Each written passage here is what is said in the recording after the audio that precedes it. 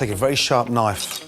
Bring the pork belly towards you so you're over it and you've got all that pressure and weight. Take a sort of sharp knife and then bring the pork belly towards the camera with all the weight and pressure. Give it a little slap. Using the tip of the knife, I'm just sort of nicking it and go across the pork belly. Long strokes. Unlike me, the tip of the knife is able to perform some long strokes. With the knife, take your time. With the knife, taking my time.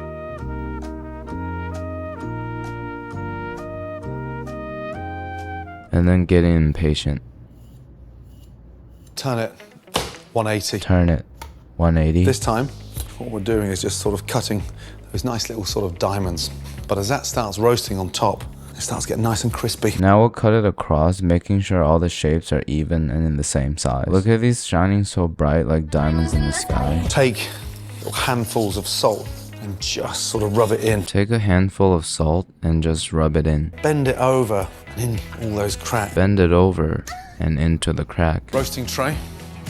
Get it really nice and hot. My hotel pan has a really thin bottom layer, so I probably shouldn't put it on the fire, so I'm gonna use a saucepan. Take a whole bowl of fennel. To intensify flavour and to keep the meat succulent, I'm braising my pork belly with strong, vibrant spices and vegetables. To save space and make my life easier, I'm getting rid of all these stems, and then I'll chop these heads of fennel into thin slices. Crush and peel 3 whole cloves of garlic and add to the fennel. We'll open and squeeze out a bunch of peeled garlic and add to the fennel. Olive oil in. Jamie olive oil in. Yeah! Fennel in. Fennel in. Fennel seeds. Delicious. Fennel seeds. Delicious. Star anise. In. Star anise. In. A couple of cardamom seeds. And wow, they're like little bangers, like little firecrackers. And some cardamom. At least that's what it says on the label. Got a bang on it, so they become like firecrackers. Lovely. Lovely. Get your pork skin side down. Just sear the top of that fat. We don't have enough space here, so I'll set aside the vegetables. Put the pan back on high heat and then sear the skin of the pork belly till it's crispy. That locks in all that amazing flavor. Then I'm gonna flip it over and get it nice and crispy. Let's flip it over to see if it's nice and crispy.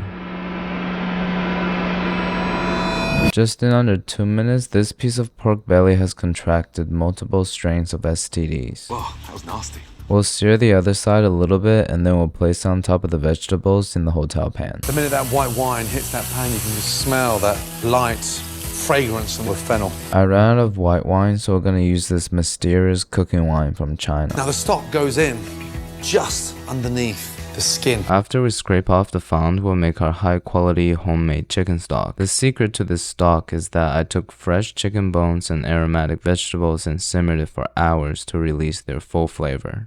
So it roasts on top. All that meat under there is going to be submerged. Now we'll pour in the high quality stock to fully submerge the meat, only leaving the skin exposed.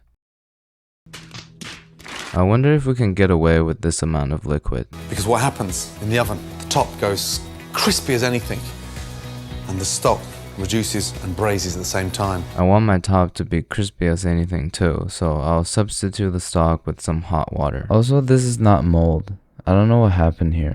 Really important that you bring that back up to the boil before it goes in the oven. Otherwise, it will never boil, never get up to temperature. Well, I don't think it's that important, so I'm just gonna put it in like this. Slow roast the pork belly at 180 degrees for 2.5 hours.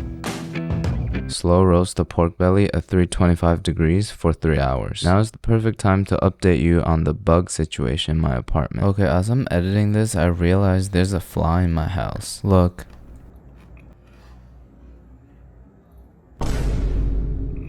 Let me know in the comments how to get rid of bugs in an apartment. I successfully trapped the gnat you guys all met in the cookie video, and I've decided to make him my pet. It's been chilling here for a day. I've been feeding it sugar water and leftover fruit. Why don't we name him all together? Send me some suggestions on Instagram and I'll announce the final name next week. Look at that. You got that nice crispy skin on top. It's been 2.5 hours. The pork should be ready.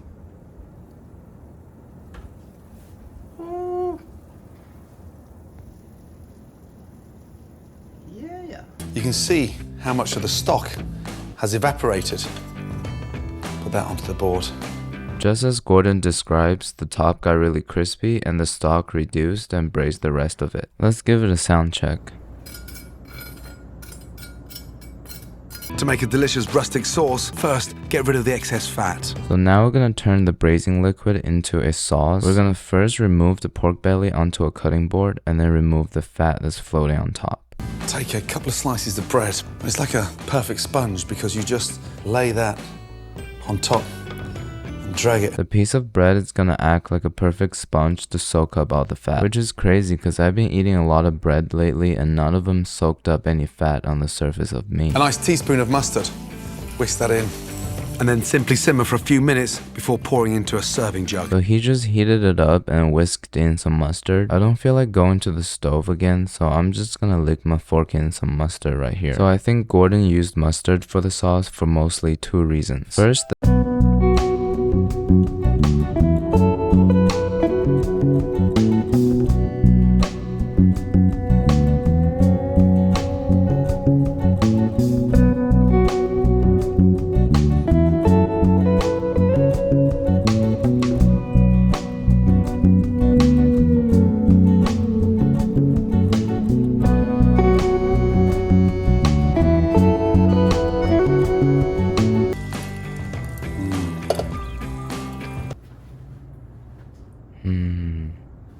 Always use a nice serrated edge knife.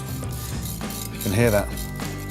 now that I'm closely inspecting it, I wonder why the skin is cooked so unevenly. The middle and the sides are divided into geographic zones, like on a map, and every zone developed its own color. Some are golden, some are brown. Well, personally, I think it looks pretty good, but let's post it on Instagram to see what you guys think.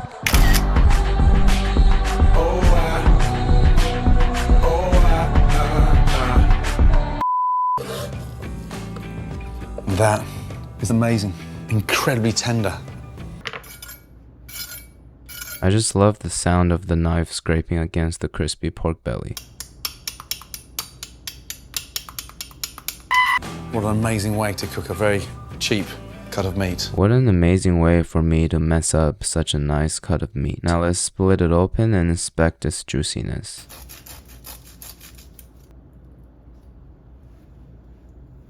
You know, despite what you guys tell me on Instagram, I think they look pretty good. I'm gonna squeeze a piece to see how much juice it can come out of it.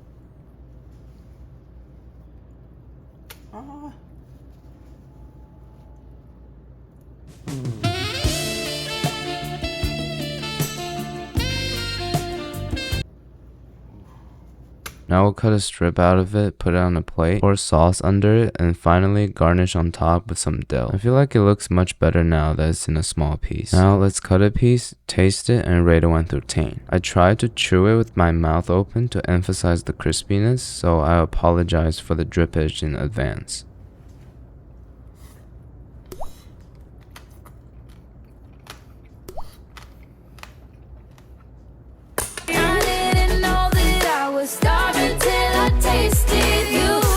The meat is extremely juicy and tender. It's just a little bit too fatty in my opinion, but the strong anise flavor and the aromatic notes from the vegetables balance out really well. It almost melts in your mouth and the flavorful juice explodes at the same time. The problem is with the skin. It's so crispy to the point that it's kind of like hard candy. It gets stuck in your teeth when you chew it, and it's kind of indestructibly tough. Every bite of the skin takes like 5 minutes to chew it all the way through. I did some research online and some people say you need to pre-cook it or fry it to solve this problem, but let me know in the comments if you have a solution. This recipe is easy to follow and takes very little effort, and overall it tastes pretty good. I'll give it an 8 out of 10. Remember to send me name suggestions for my pet bug. Alright, thank you.